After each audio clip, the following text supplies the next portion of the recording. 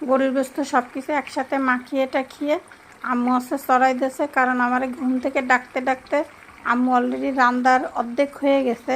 তারপরে আমি চলে আসি ভিডিও করতে। হ্যালো এভরিওয়ান, কী অবস্থা, কেমন আছেন আপনারা সবাই?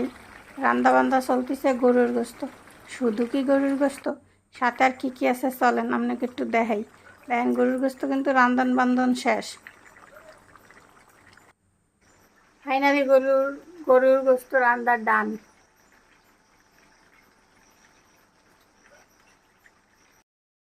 কবে তোমার কি ফোন দিয়েছিল?